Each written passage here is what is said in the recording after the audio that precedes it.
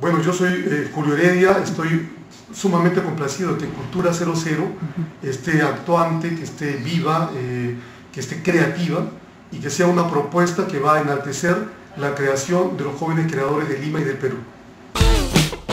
Que son artistas, ciudadanos del Perú, ay la puta. Julio, ¿cuánto tiempo ya llevas establecido en el país? Tengo prácticamente 5 años ya de haber vuelto. Comencé a instalarme, digamos, en el Perú nuevamente a fines de 2005, pero pues los primeros años tenía todavía un pie puesto en París, así que eran momentos en que pasaba una cierta temporada en Lima y otra temporada en Francia, ¿no? De estar completamente establecido en el Perú, digamos que son ya 3 años y medio, 4 años. Bueno, ya he tenido 3-4 años y medio acá. ¿Cómo ves que está la poesía peruana, limeña, a comparación de los años de que te fuiste? Sí. Obviamente hay propuestas quizás más diversas que hace 20 o 30 años. Hay un interactuar con las redes sociales, con la internet, con la multimedia que ahora está mucho más en boga que cuando yo era un adolescente. Y por tanto es también mucho más difícil de poder tener una visión completa de todo lo que se está produciendo, ¿no? Porque hay mucho, pero detrás de cada propuesta yo suelo ver también siempre la impronta del pasado, es decir, como que hay corrientes que se renuevan en la actualidad, o en todo caso nuevas corrientes que tienen una raigambre con la tradición. Ese enlace con Guren, con Vallejo, con nuestros grandes poetas, obviamente sí, yo creo que Vallejo sigue siendo casi ineludible en la poesía peruana. Está un poco, creo que en el disco duro de los poetas en cierne peruanos.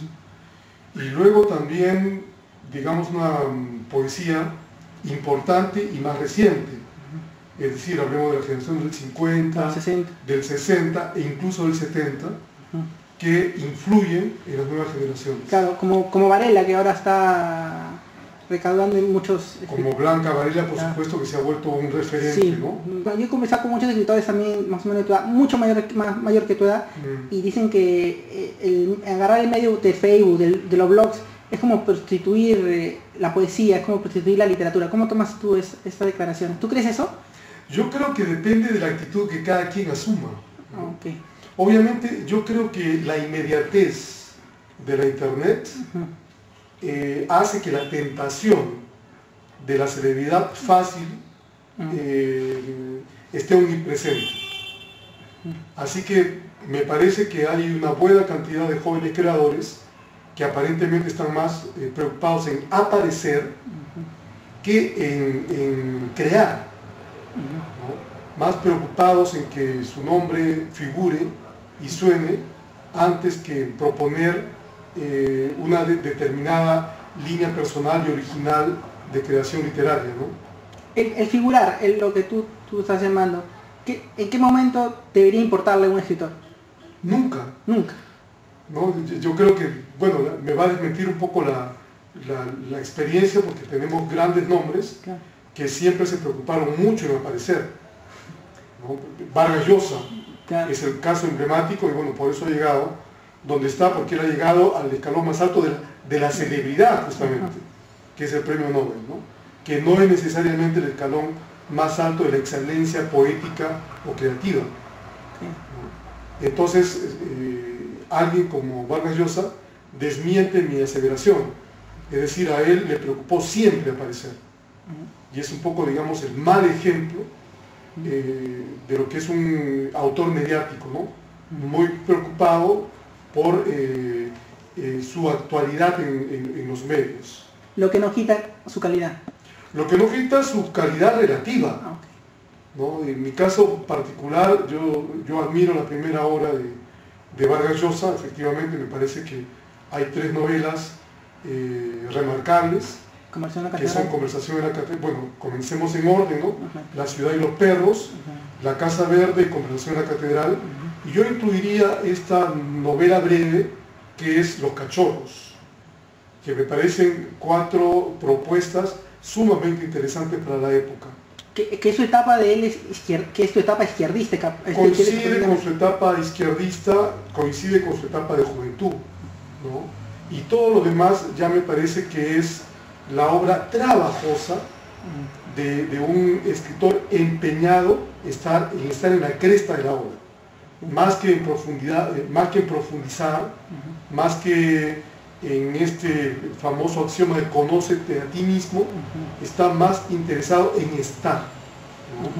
Entonces ese es un escritor por el cual yo no tengo demasiado interés. Okay. ¿Pero por qué ha bajado tanto el cariño, la admiración por los poetas en los últimos años acá en el Perú? ¿Por qué crees?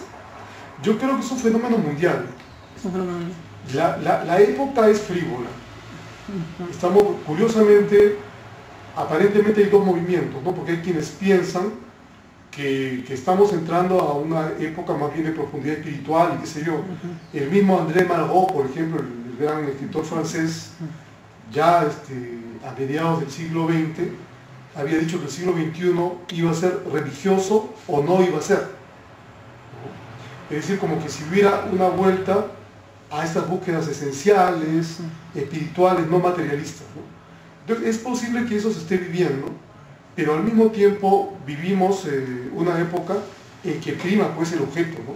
Prima la mercancía, prima el intercambio y prima la apariencia.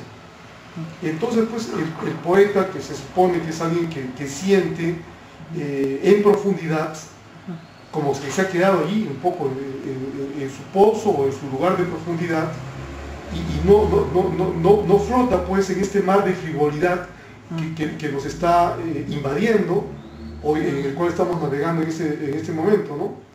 Es por eso quizás que el poeta sea visto con menos atención que antes. Pero la gente, sin darse cuenta, en sus momentos fundamentales, recurre al poeta y recurre a la poesía. Poetiza, ¿no? Sí. Cuando la persona está más sentimentalista. Así es, porque no hay otra manera de definir las esencias o de acercarse a la esencia que no sea la forma poética.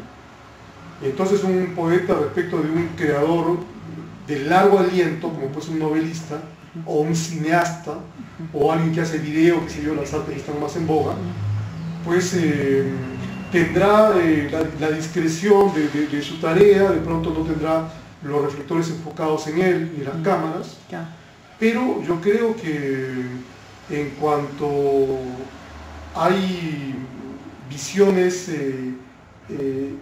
urgentes que tener, ahí la sociedad y todo el mundo recurre al poeta. Necesita, lo usan como medio. Sí. Dejando ese tema, ese peligro que acecha la capital peligra también el espíritu cognoscitivo de la composición. Yo creo que sí, por supuesto que sí. Alguien que vive en Medellín, obviamente, o que vivía en Medellín de los años, digamos, 90, o 80, exacto, ¿no? No creo que vaya a escribir igual que alguien que vive en Berna, en Suiza, ¿no? O alguien que vive en Narita, en Japón. Entonces, en realidad, las ciudades también hacen al escritor, ¿no? Van moldeando, van aguijoneando a su creador a hablar por la ciudad misma, ¿no? Y si la ciudad es violenta, pues obviamente la violencia aflorará en esa poesía, ¿no? O en esa creación. Gracias, Julio. ¿Estás trabajando algo? ¿Estás escribiendo? ¿Qué novedades? ¿Para qué años? Bueno, yo siempre he tratado de escribir con un cierto ritmo y también con una cierta disciplina, pero a pesar de esta voluntad, siempre las coyunturas de la vida y la exigencia de la vida diaria a veces me han distraído, ¿no? Me han llevado por otros caminos. Yo me he ganado la vida casi siempre como periodista, que es un trabajo que tiende a dispersar a la persona cuando haces un periodismo activo, ¿no? De investigación o un periodismo de reportaje, que es el que yo he hecho. Te quedas sin vida, como dicen. Sí, entonces el periodismo tiende a a fagocitar un poco, ¿no? al creador, y es por eso que a veces no puedo cumplir con los planes que me he planteado, pero me encantaría poder terminar y publicar este año un poemario que igual, como siempre, se titulará libro, ¿no? Libro. Quizás Libro de la Belleza Desnuda.